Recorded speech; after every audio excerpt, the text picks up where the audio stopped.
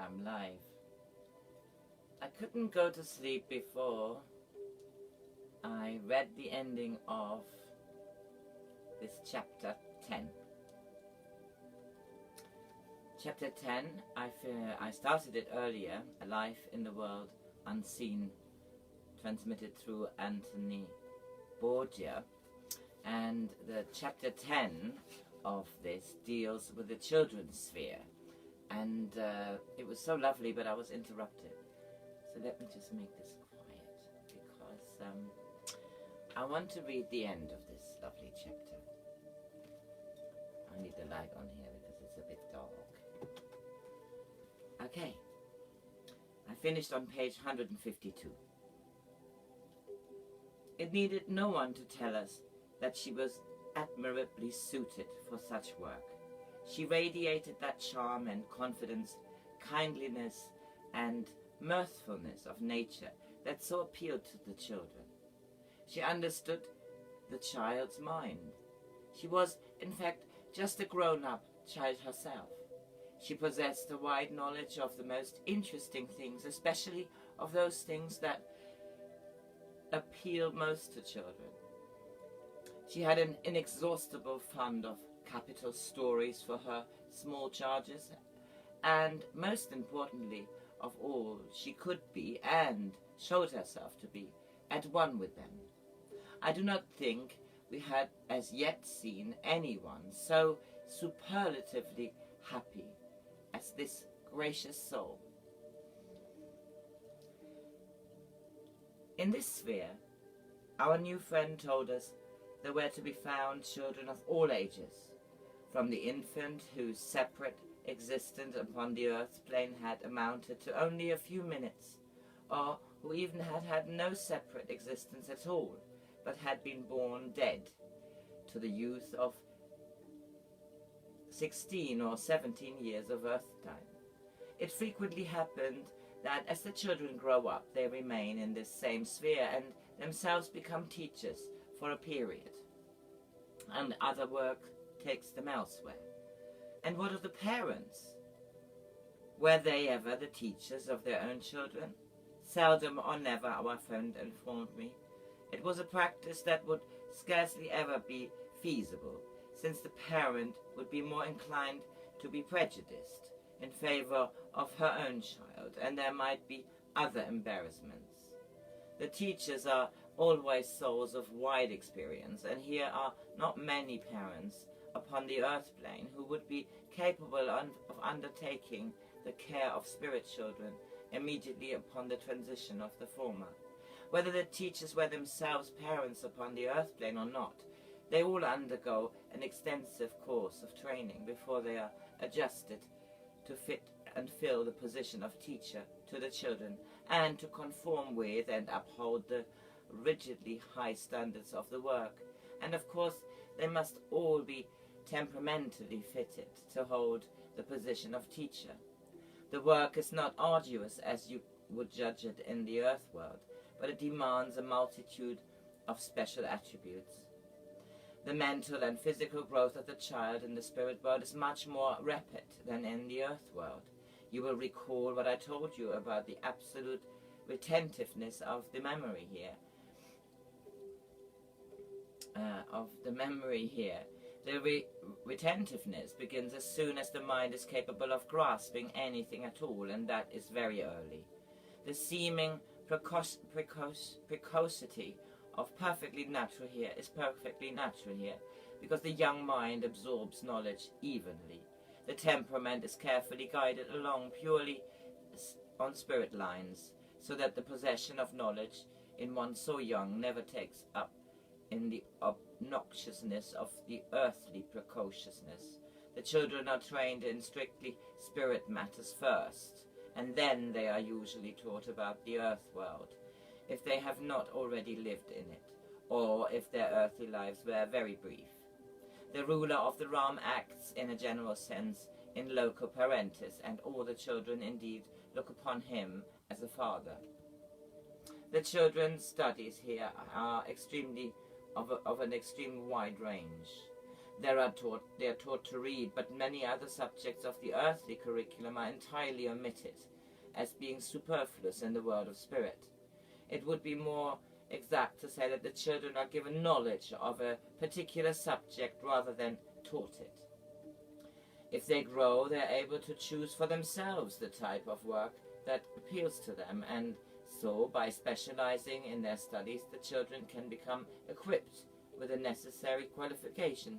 Some of them, for instance, elect to return to the earth plane temporarily to work with us in the exercise of communication, and they make highly effective and efficient instruments and thoroughly enjoy their visits.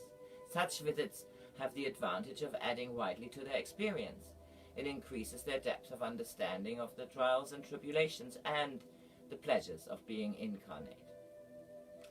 It is always one question that arises in the minds of earth people in connection with children who have passed on.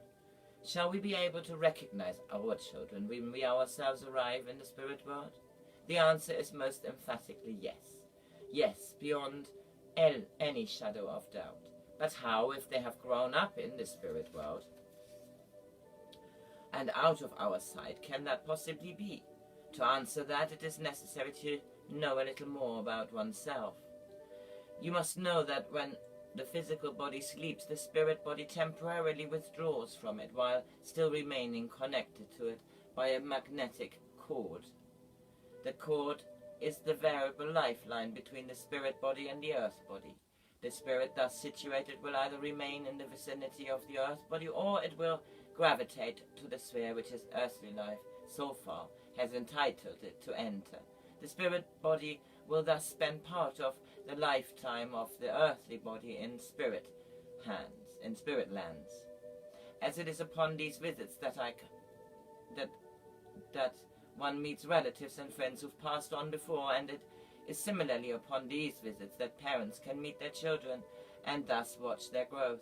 In the majority of cases, the parents are not allowed within the children's own sphere, but there are plenty of places where such meetings can take place. Remembering what I have said about the retentiveness of the subconscious mind, you will see that in such cases the problem of recognizing a child does not arise, because the parent has seen the child and observed its growth throughout the whole of the intervening years in just the same way as the parents would have done if the child had remained in the earth world. This must be, of course, a sufficient bond of attachment between the parent and child, or else this law will not come into operation. Where such does not exist, the conclusion is obvious. That link of affection or kindly interest must also exist between all human relationship in the spirit world, whether it will be with husband and wife, parent and child, or between friends.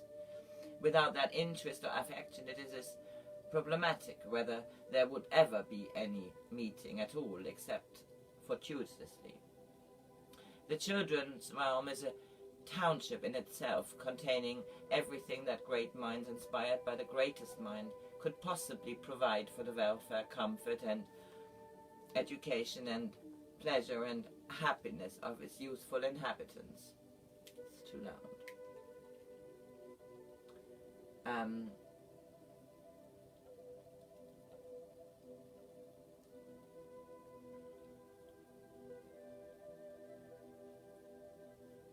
Sorry, I lost my place there. The children's realm is a township in itself, containing everything that great minds inspired by the greatest mind could possibly provide for the welfare, comfort and education of the pleasure and happiness of its youthful inhabitants. The halls of learning are fully equipped, as are those larger establishments on our own sphere. Indeed, in many respects, there are many more so, since they have all the equipment for the diffusion of knowledge and learning to those who are possessed of neither in the slightest degree, and who must therefore start at the very beginning, as they would have done had they remained upon the earth plane. This concerns those children who have passed into the spirit world in their extreme infancy. Children who leave the earth world in their early years will continue their studies from where they left off. eliminating from the latter all that are of no further use, and adding those that are spiritually essential. As soon as they reach a suitable age, the children can choose their future work and study for it accordingly. What that work can be, I will recount to you later. The whole question of infant survival has puzzled me considerably when I was incarnate. The Ruth said that she had no idea upon the matter whatever, beyond supposing that children must survive, because she felt intuitively that grown people did so. The survival of the one would be presuppose the survival of the other in a world of anything like law and order, which she presumed the spirit world would be. Edwin was as perplexed as I was. You can imagine our surprise then when we were introduced into the children's realm, to behold the more than adequate provisions made for the young folk who have passed into spirit lands in their tender years. It is a provision instituted under the greatest and wisest dispensation, that of the Father himself, involving no creeds or belief, no doctrines or dogmas, no ritual or formulary. It involves nothing more, in fact, but the plain act of undergoing the death of the physical body and the operation of the same laws that govern us all, whether infant or aged, just the casting off the physical body and entering for all time the spirit world. And the children, as might be expected, have the same opportunities, the same rights to their spiritual heritage as we all have, here, young and old. And we all have the same great goal, perfect and perpetual happiness. Right, that was the end of chapter 10. Tomorrow I shall read chapter 11, called Occupations, and it will be Sunday tomorrow. Good night.